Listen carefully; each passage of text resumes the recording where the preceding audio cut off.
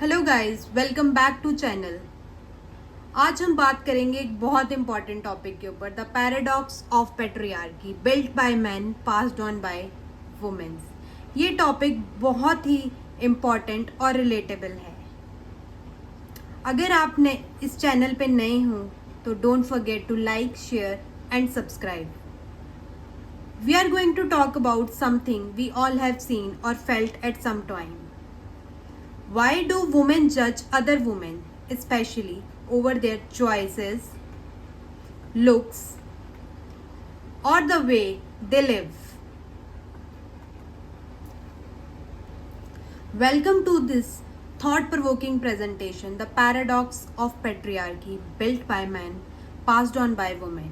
ये जो सिस्टम है पेट्रियार्की, ये एक ऐसा सामाजिक ढांचा है जहां मैन होल्ड प्राइमरी पावर और डिसीजन मेकिंग रोल्स में भी उनका ही डोमिनेंस होता है। सरप्राइजिंग बात तो ये है कि ये सिस्टम जो ओरिजिनली मेन ने बनाया था उसको वुमेन ने भी कई जनरेशन टू जनरेशन पास करती आई हैं, कॉन्शियसली या अनकॉन्शियसली। इस प्रेजेंटेशन में हम एक्सप्लोर करेंगे कि ये पैराडॉक्स क्यों एग्जिस्ट करता है और कैसे ये सोसाइटी के डिफरेंट एस्पेक्ट्स में डीपली रूटेड है। तो चलिए शुरू करते हैं। Before beginning this topic, I just want to say, please share, like, comment and subscribe my channel, जिससे कि मैं आपके लिए ऐसे वीडियोस आगे भी लेके आती हूँ। पैट्रियार्की को समझने के लिए, उसके आज के फॉर्म को समझने के लिए हमें उसके हिस्टोरिकल रूट्स जानने पड़ेंगे। Historical roots of patriarchy. Early societies में man controlled land and essential resources, यानी ज़मीन और जीवन की ज़रूरी चीज़ें उनके ही पास थीं, उनके ही पास पावर होती थी। लॉज एंड कस्टम्स ने भी मेल अथॉरिटी को रीइंफोर्स किया। कानून और परंपराओं ने भी मर्दों के डोमिनेंस को ही एक सिस्टम बना दिया। और रिलीजियस बिलीफ, कई धर्मों ने भी मेल डोमिनेंस को ही सपोर्ट किया, औरतों को सेकेंडरी रोल दिया गया। For example, ancient Roman law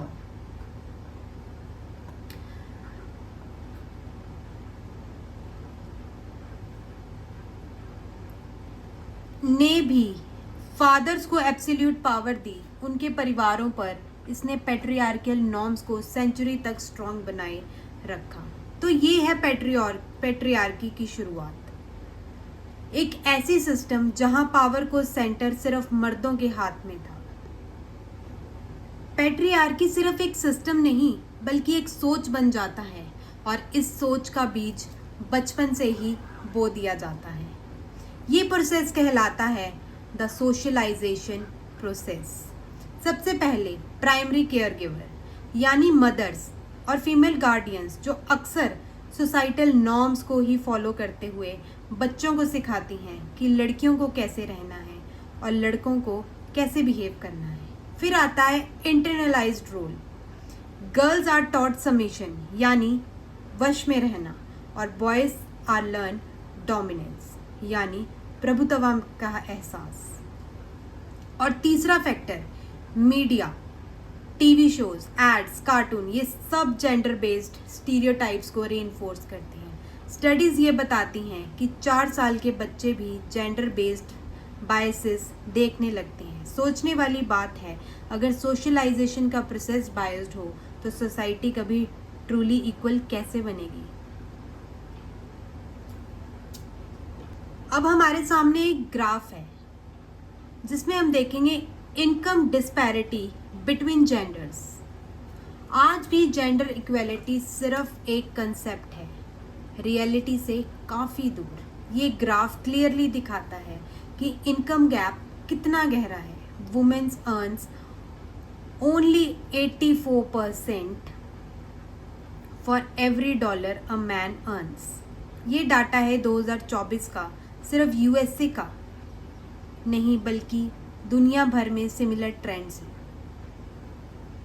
lack of education और लिमिटेड जॉब अपॉर्चुनिटीज़ ने हिस्टोरिकली वुमेन को इकोनॉमिकली डिपेंडेंट बनाया और जब फाइनेंशियल पावर सिर्फ एक जेंडर के पास होती है तो पेट्रियार्कल नॉर्म्स ऑटोमेटिकली स्ट्रांग हो जाते हैं। सोचो, जब पैसा और पावर दोनों मेल डोमिनेटेड हो तो इक्वेलिटी सिर्फ स्लोगन बन के रह जाती है।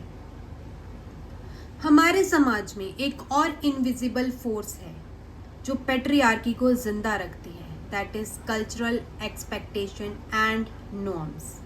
सबसे पहले आता है प्रेशर टू कंफर्म। सोसाइटी का एक्सपेक्टेशन कि औरतें अच्छी बेटी, अच्छी बहू, आइडियल मदर बनकर रहें।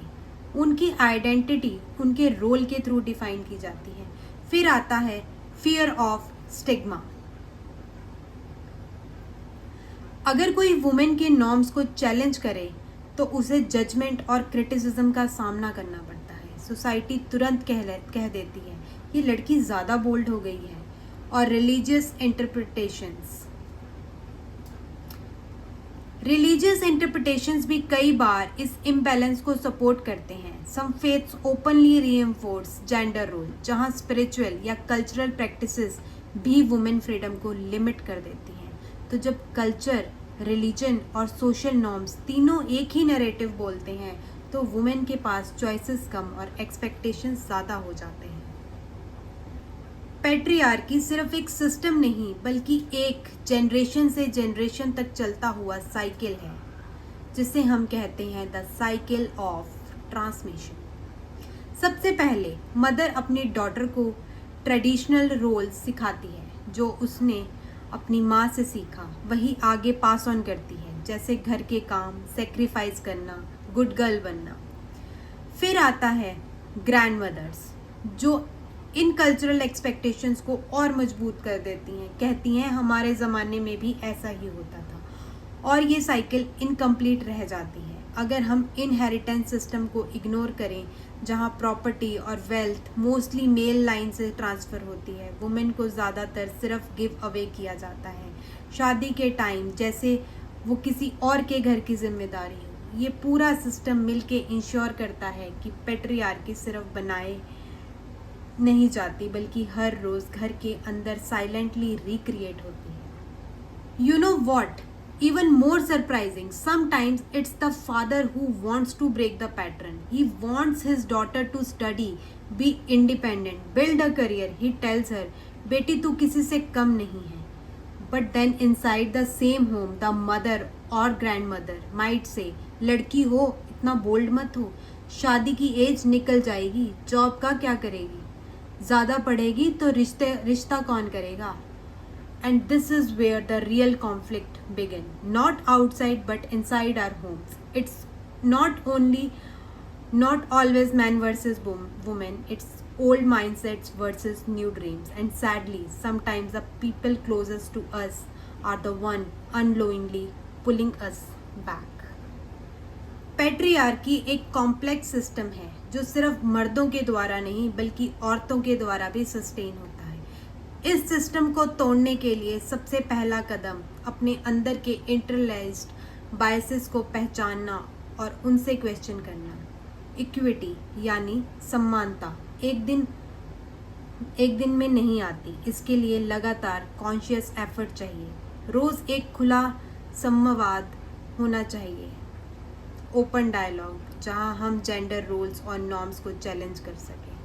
अ ट्रूली इक्विटेबल फ्यूचर वही बनेगा जब हर व्यक्ति अपनी सोच को बदलने के लिए तैयार हो और एक ऐसी सोसाइटी का निर्माण करे जहां इक्वेलिटी ट्रूली थ्राइव्स हो. ये जर्नी आसान नहीं लेकिन ज़रूरी है. So yes, it's time to break this cycle. Let's begin by accepting our differences, uplifting one another, and realize our worth is not defined by society's opinion. It's defined by how we treat each other and ourselves.